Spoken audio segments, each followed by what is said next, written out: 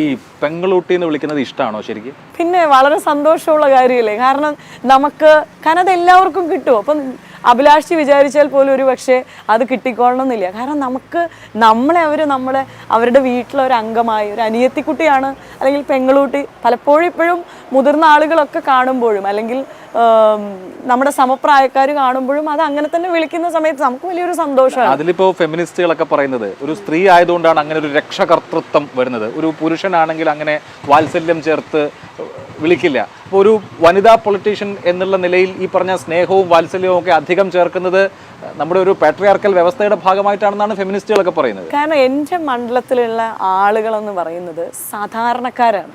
അവരെ സംബന്ധിച്ച് അവരെന്നെ മകളായിട്ട് കാണുന്നതിൽ ഈ പറയുന്ന ആളുകൾ എന്തിനും ഇത്ര അസഹിഷ്ണുത പ്രകടിപ്പിക്കുന്നത് എന്നുള്ളത് മാത്രമാണ് എനിക്ക് ചോദിക്കാനുള്ളത്. നമ്മൾ കൊടുക്കുന്നതാണ് നമുക്ക് തിരിച്ചു കിട്ടുക. അപ്പം നമുക്ക് അവർ നൽകുന്ന സ്നേഹം നമ്മൾ തിരിച്ചു കൊടുക്കുമ്പം ആ സ്നേഹം എനിക്ക് തിരിച്ചു കിട്ടുന്നുണ്ട്.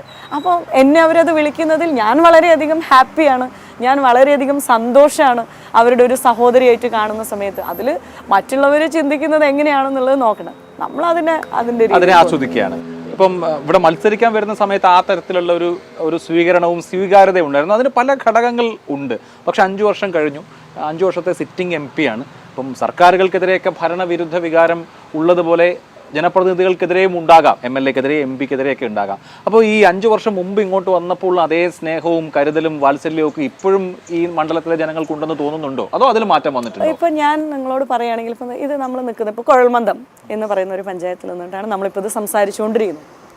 ഇപ്പോൾ കുഴൽമന്ദം ടൗൺ ആണെങ്കിലും ഇനിയിപ്പോൾ നമ്മുടെ തൊട്ടടുത്ത മൊടപ്പല്ലൂർ അങ്ങാടി, അതേപോലെ ആലത്തൂർ, അങ്ങനെ നമ്മൾ ഒരു പ്രോഗ്രാമിന് നമ്മളിപ്പോൾ ഒരു ടൗണിലൂടെ ഒരു പ്രോഗ്രാമിലേക്ക് പോവുകയാണ്. അപ്പോൾ പോകുന്ന സമയത്ത് ചേട്ടാ ഞാൻ ഇവിടെ ഒരു പ്രോഗ്രാമിന് പോകുന്നുണ്ട് കേട്ടോ എന്ന് പറഞ്ഞു പോയാൽ അതിപ്പോൾ ഏത് തൊഴിലാളി സംഘടനകളാണെങ്കിലും ഓട്ടോ ചേട്ടന്മാരാണെങ്കിലും വ്യാപാരി സുഹൃത്തുക്കളാണെങ്കിലും തിരിച്ചു വരുമ്പം ഒരു കട്ടൻ ചായ അവിടെ എടുത്തു വെക്കും.